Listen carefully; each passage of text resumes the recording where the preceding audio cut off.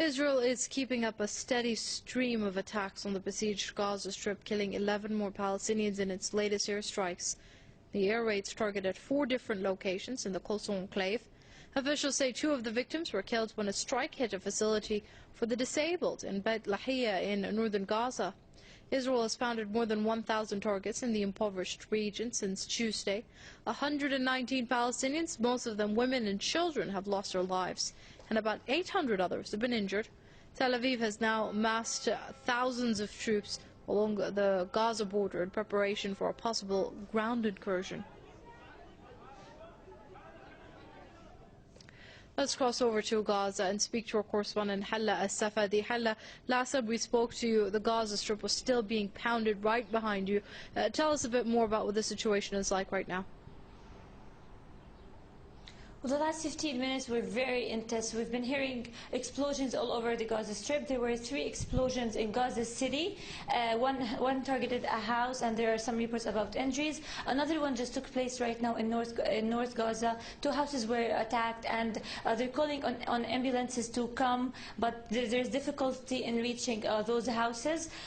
Also, there were heavy attacks on West Gaza City, North Gaza, and both Beit Lahia and Beit Hanun, and there's news that a girl, 1.5-year-old girl, was injured along with her dad. And earlier there was also an attack on the National Bank, and this is confirmed right now. There were about the total of the houses demolished so far are 196, with the latest 3 or 4 houses that were demolished like 15 minutes ago. Also, there's the Salah Benevolent Society was also targeted 15 minutes ago. Or more than 15 minutes ago. This rises the death toll to over 125, with over 900 people are actually injured.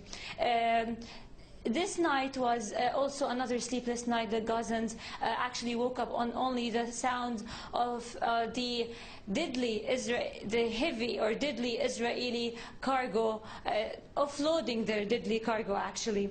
Also, the Ministry of Health has called last night to bring Israel to justice and to actually put Israel, or form an international trial against the Israeli violations of a human right, as they killed a doctor, they injured a paramedic, and also they targeted an ambulance yesterday and the day before. There were also casualties reported in hospitals such as the European Hospital in Khan Yunis, also Al-Wafa Hospital in East Gaza, and actually there are Human Shield international activists standing since last night in front of Al-Wafa Hospital because it was warned that it would be targeted, and also the Red Crescent societies were also targeted. So basically right now Israel is targeting a number of different places, including hospitals, houses, lands. At the moment of me speaking right now, there's a sound of a huge explosions in the area around us. We will know where this is and also confirm with you. What is really saddening, or the real tragedy here, is about the children. We've been seeing a lot of videos and pictures and actually dead bodies in hospitals of children and innocent children. A person or a human cannot just stand silent in front of those pictures. They bring anyone to tears except for Mahmoud Abbas, obviously, and Ban Ki-moon, and the Israeli community, and those who support Israel aggression on Gaza. Last night, 2 days ago, there was a father crying over his 4-year-old child, dead body, who lost half of his head, and asking him to wake up as he got him some toys and some things. Another dad, his only daughter was critically injured, and he was crying loudly, "Take my blood and give it to my child and bring her back to life." Another 6-year-old boy is laying in bed in a hospital, and basically he doesn't even know that his family was targeted.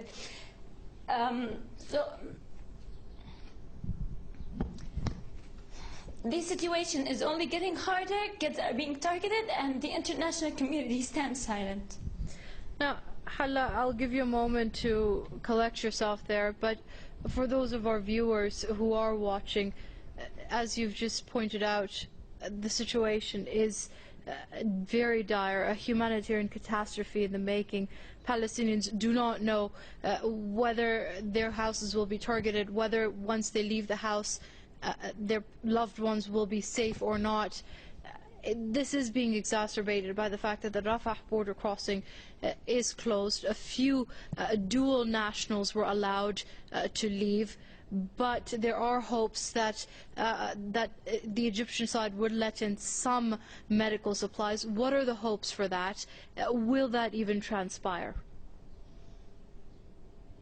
Well, yesterday in Al-Shifa Hospital there was a press conference for the Ministry of Health where they said that they actually ran out of number of medical equipment, and they call on the international community and the Egyptian authorities to bring in medications and needed equipment. The Rafah border is closed. It closed yesterday, and they only allowed around 11 injuries to actually cross to Egypt, and plus those who hold an Egyptian passport. The Erez crossing yesterday, the Israeli-controlled Erez crossing, was also opened only for those who hold foreign passports, and most of the foreigners, around 250, left Gaza Strip by Friday evening. So the situation is totally deteriorating in hospitals. Egypt's situation is... People are actually surprised of what Egypt is doing right now. This is the first time Egypt actually keeps slapping the Palestinian people on their faces since the day one of escalation.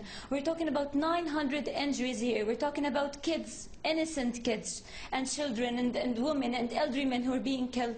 And until now, what Egypt is doing is nothing. They opened the borders for those who hold Egyptian passports, as if the rest of Palestinians with no Egyptian passports are not human beings, are not people who actually deserve medication by international law. Even like the least of their human rights are being violated, and no one is actually caring of the simplest rights that maybe they don't even talk about in their own countries. Who talks about reaching a hospital for being treated? Who talks about a right for medication? Who talks about a right to get medicine? This is only heard here in Gaza, especially during those difficult days.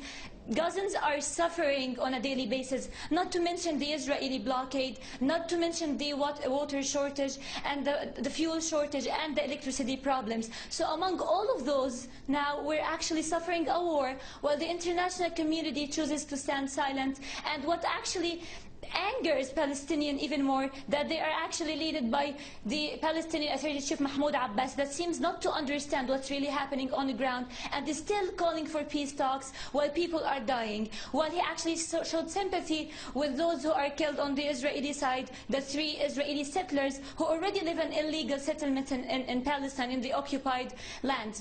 So we cannot only blame the international community, but we actually blame a person who claims to be a leader of the Palestinians. Okay, Hala Savadi, they're reporting from Gaza.